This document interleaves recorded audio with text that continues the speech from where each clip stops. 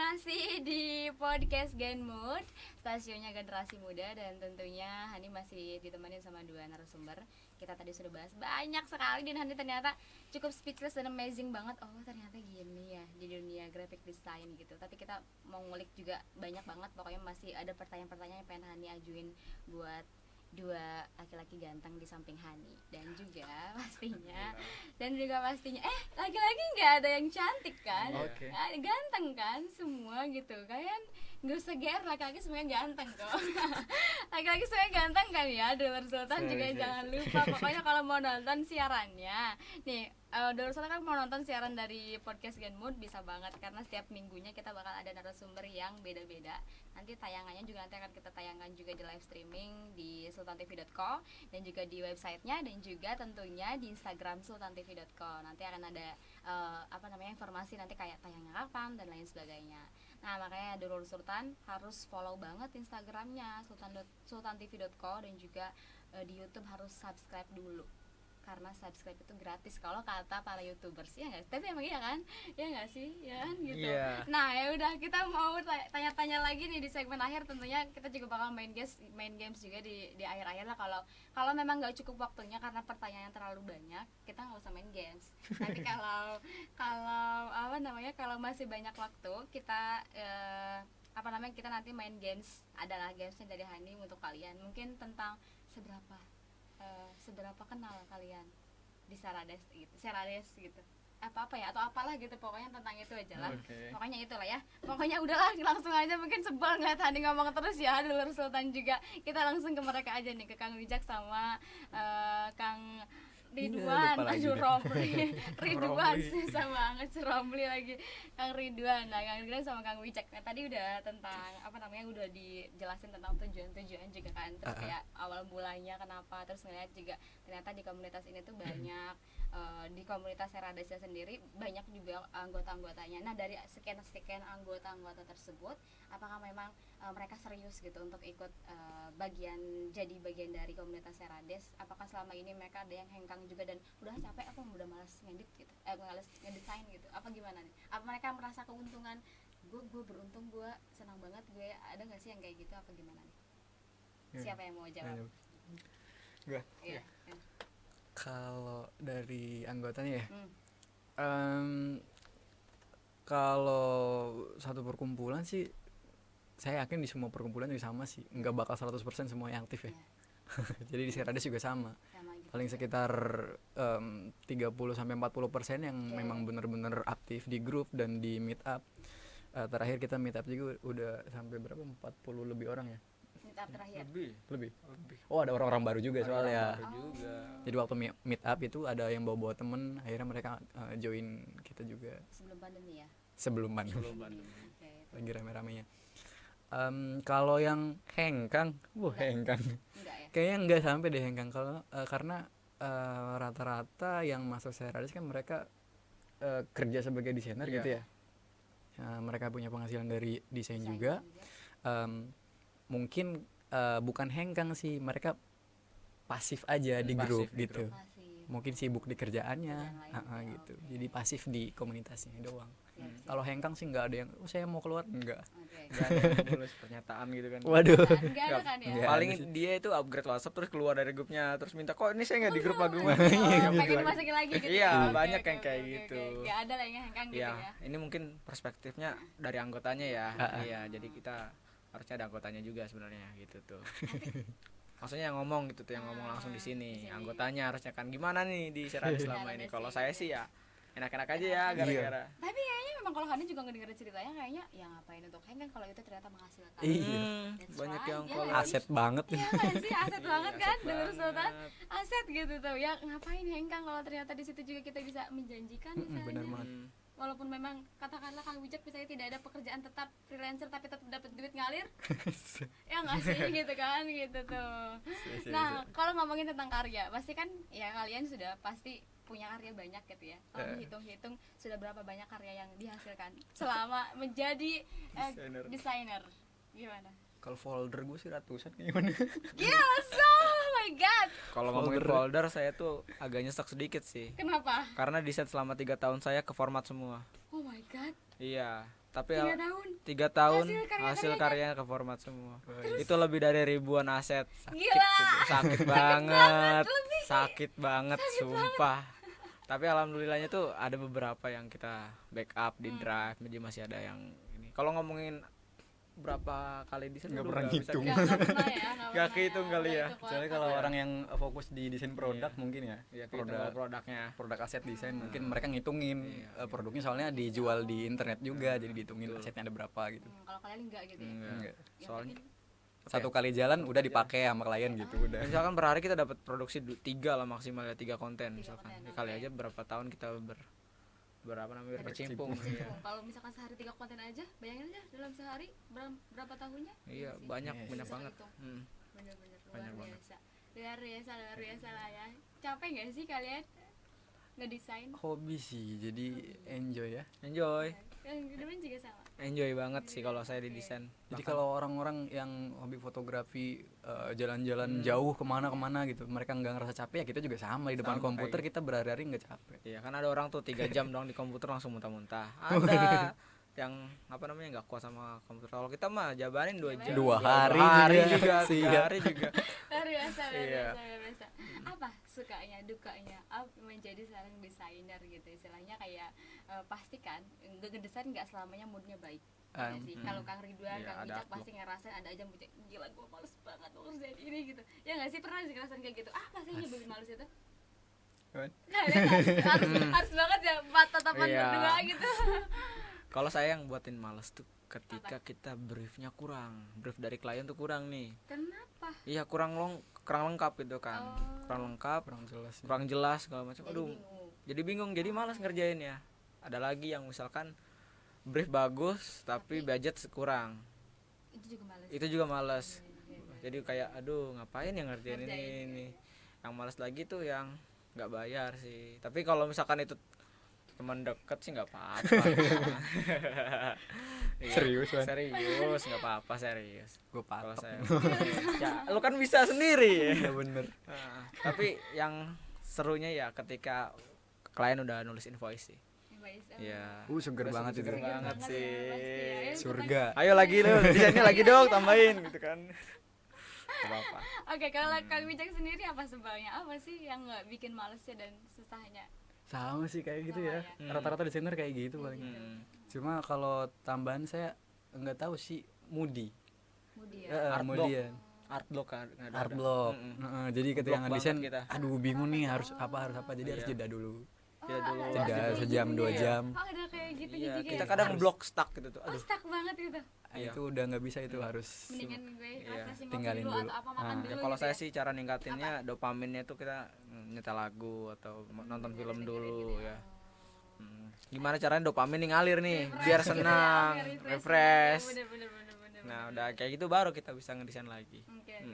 Tadi juga nyinggung tentang soal desain gratis Oh, tadi iya. katanya. Terus ada juga yang katanya, ya gampang lah ketemuan gitu ya nggak sih? Iya. Yang ada Tapi kan yang bener suka temen. gitu nggak? Suka Iya. gitu nggak? Gitu tenang nggak? lah, kopi mah ada. Iya, kopi doang. Tenang lah kami ada atau apa gitu. Nah itu kan biasanya ya kalau misalkan Hani ngelihat gitu nggak cuma di Insta Story atau di mana-mana tuh kadang ngelihat para desainer tuh bikin Insta Story dan bilang katanya desain grafis dicoret grafisnya terus jadi desain gratis. Terus zaman sekarang katanya temen masih bilang pakai harga teman katanya gitu, ada yang kayak gitu Iya. juga. Terus ada yang memang apakah memang sampai segitunya kan? Apa memang pernah nggak sih kalian juga kayak ngerasa gue nggak dibayar ih gitu kesel gitu, gue gak dibayar kesel tapi gue Iya, harus iya, ngelakuin ini gitu, tapi dia temen gue gue harus bantu misalnya gitu. Apa gimana kalian, gimana nih pendapatnya tentang hal itu? Pastilah.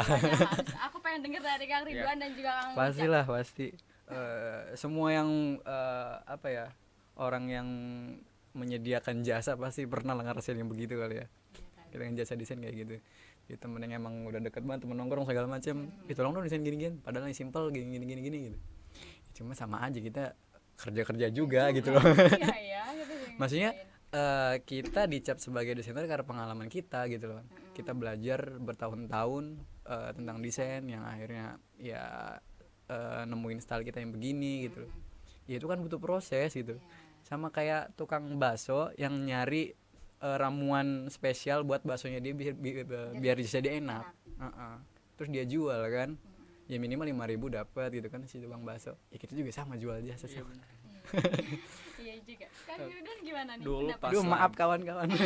Dulu pas lagi struggle-nya ya. Iya, lagi bener susah-susahnya nyari uang tuh karena emang baru awal-awal di desain grafis. Itu banyak teman-teman yang emang minta desain ke saya. Kadang kita dibayar cuma 10.000, 20.000. Saya pernah. Pernah. Tapi dulu masih enjoy itu. Masih enjoy zaman. Karena mungkin baru awal. Tapi kalau lama-lamaan karena kesusahan uang itu, ayolah naikin segala macam, naikin dong ini segala macam. Tapi ada juga tuh yang kadang ngeselin. Saya udah segini loh skillnya.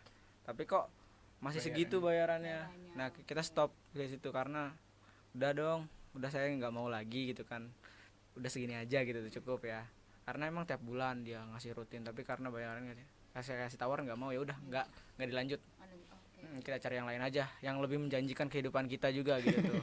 Ya tapi kalau sekarang kalau cuma teman dan cuma satu produk atau satu desain, ya saya oke lah, kita bantu teman kita, karena mau gimana pun teman kita menjadikan kita jadi marketingnya dia gitu tuh.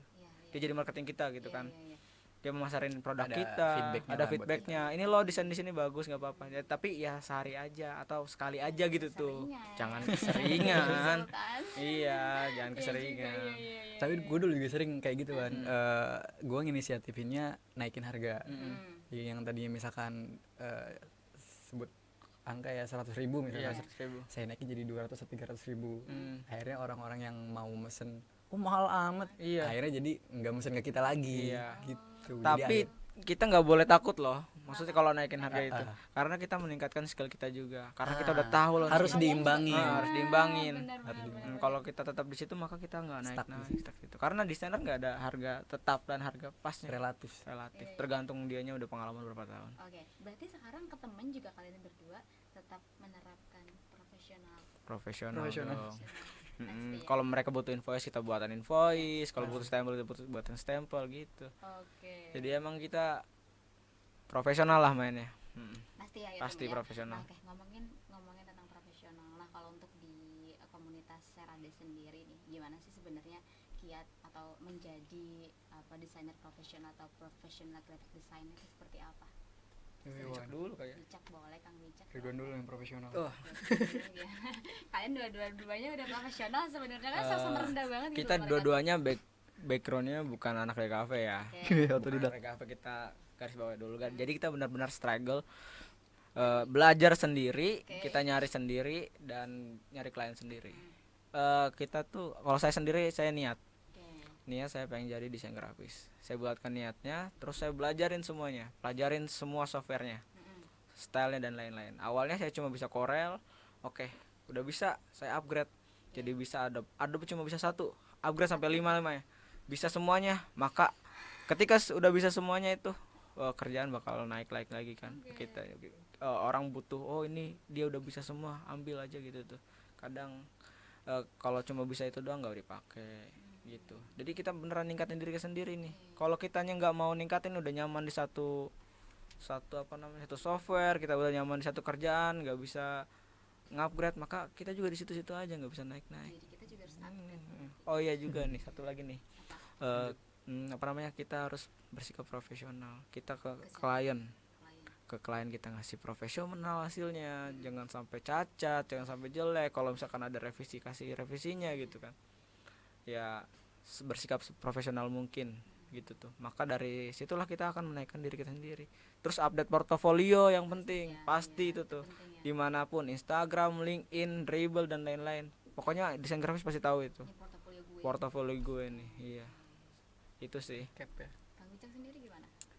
Profesional ya. Desain profesional itu seperti apa sih sebenarnya? Kalau saya sama lah kayak Yurun juga. Cuma mau nambahin aja. Mungkin lebih ke servis kali ya Wan ya. Iya. Kalau saya ngerasain semenjak saya belajar tentang servisnya desainer profesional, jadi klien itu bisa loyal ke kita. Bener. Jadi bisa lebih loyal, misalkan kayak dalam ngemas si desain yang udah kita buat nih. Kita kemas di folder yang rapi, dikasih rename yang rapi gitu. Pokoknya dikemas, terus kita kasih ke email, bla bla bla, ditulis di emailnya gitu. Kayak orang profesional, kayak orang kerja aja sih gitu. Nah jadi orang juga ngenilai kita emang bener-bener oh ini pekerja gitu, orang ini profesional gitu, jadi mereka pantas dibayar gitu tuh. Siap. Sejauh ini tadi kalau sejauh ini klien-klien dari Kang Wicca, Kang Ridwan ini gimana nih ke Kang Ridwan, apakah ada kendala atau gimana klien? Kendala gimana maksudnya? Ya contohnya misalnya ketika sudah diberikan, pasti kan kalau misalnya profesional yang harus bagus ya, tapi masih ada nggak sih yang kayak protes terus minta lagi desainnya harus gini nyebelin atau itu kita punya ketentuan di awal dulu. Saya belajar dari Fiverr sih. Khusus kita di ketentuan di awal. Ada ketentuan di awal, jadi misalkan kita ngasih servis, misalkan kita mau bikin logonya ada berapa konsep. Misalkan kita kasih 2 konsep untuk budget sekian. Untuk budget lebih kita kasih beberapa konsep lagi. Ada servis-servis lain yang membackup si logonya gitu. Nah kalau mau lebih spesial lagi, ada misalkan branding package, jadi semua dari brand guideline semuanya dimasukin ke itu gitu kan ya. Ada paket-paketnya. Nah untuk yang ngeselin juga tuh, nah kita batasin, misalkan biasanya kalau desainer kan kesel kalau dikasih revision. Revision berkali-kali tuh kesel banget. Gitu. Kita udah bikin capek-capek kan, akhirnya direvisi, oh ini salah, harusnya gini ya. Terus udah direvisi, kayaknya bagusan yang awal deh. Itu kemarin ngerjain majalah itu ya. Ada. Kita kan proyekan bareng, kita ngerjain majalah. Nah kebetulan majalahnya itu majalah pemerintahan, jadi agak tricky ya. Maksudnya karena kita komunikasinya juga online. Kita nggak tahu dia mintanya kayak gimana. Kita udah bikin, ternyata revisinya banyak, boom. Kita capek juga ngerjainnya juga. Tekor waktu juga.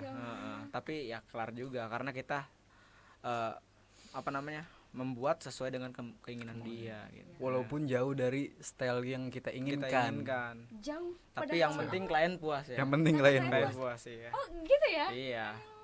Klien puas, kita senang. Puas lancar ya.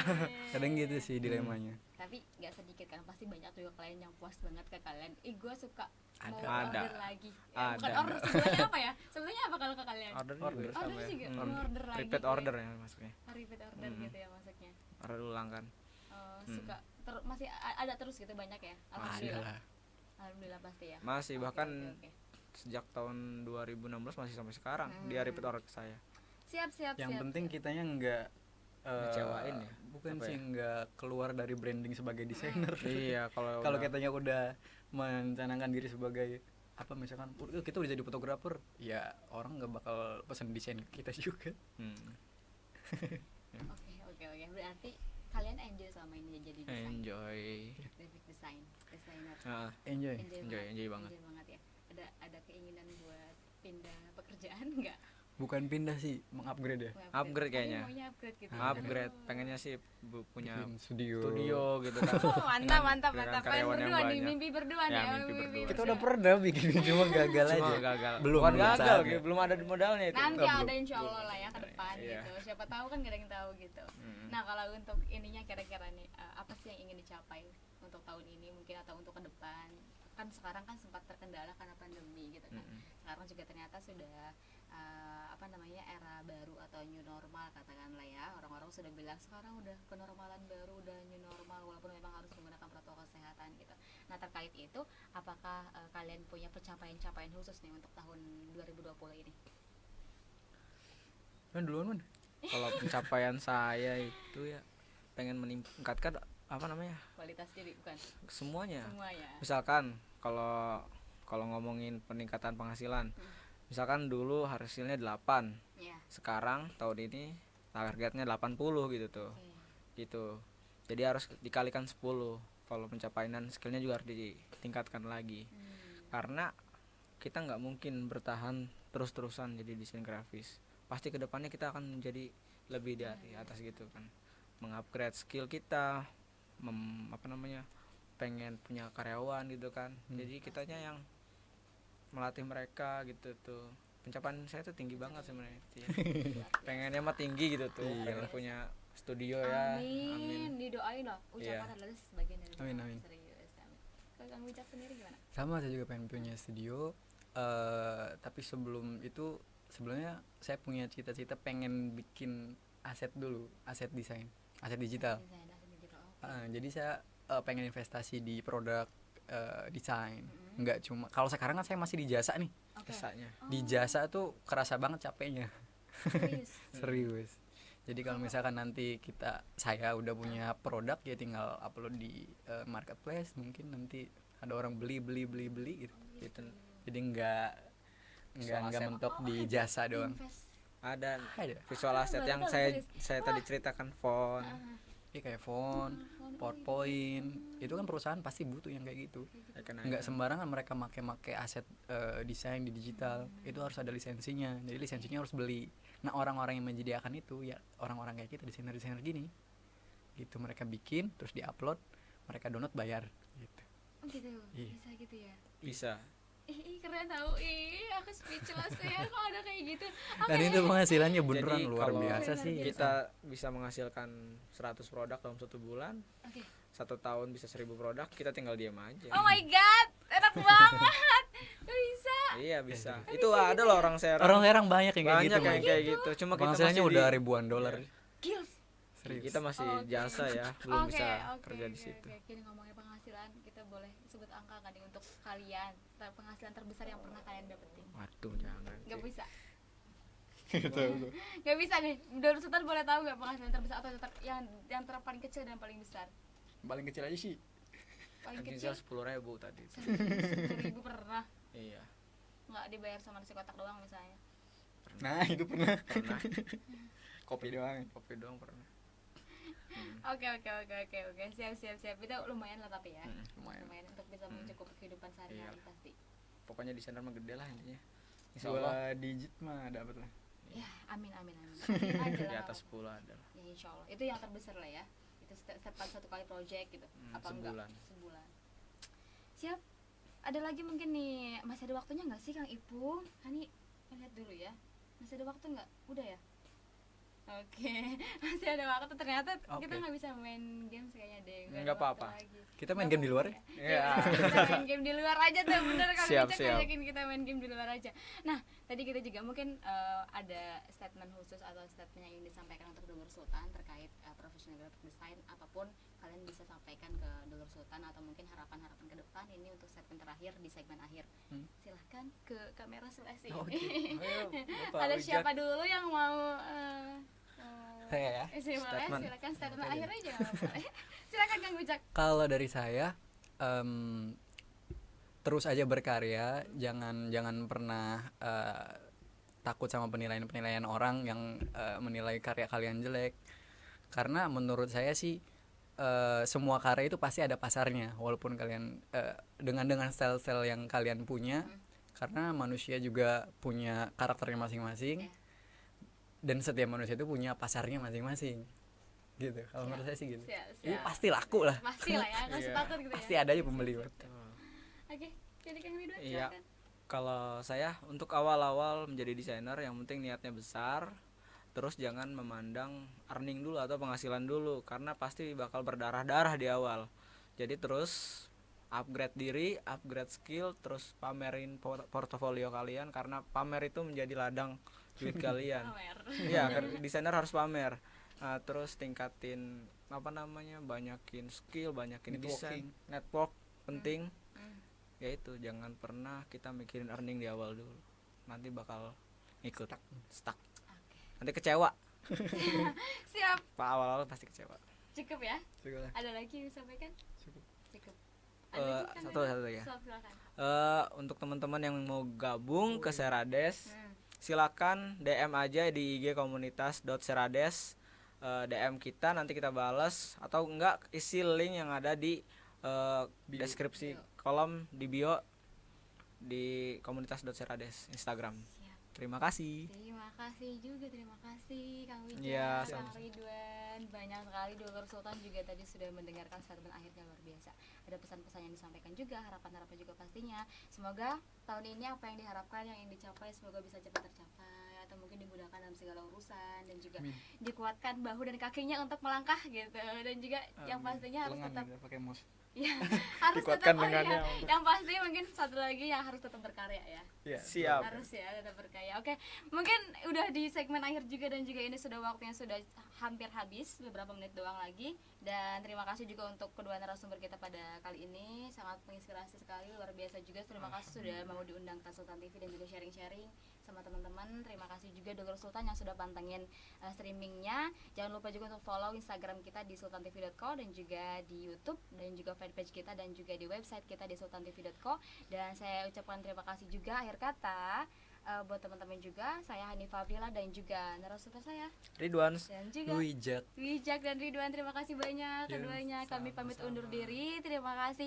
Wassalamualaikum warahmatullahi wabarakatuh. Bye bye.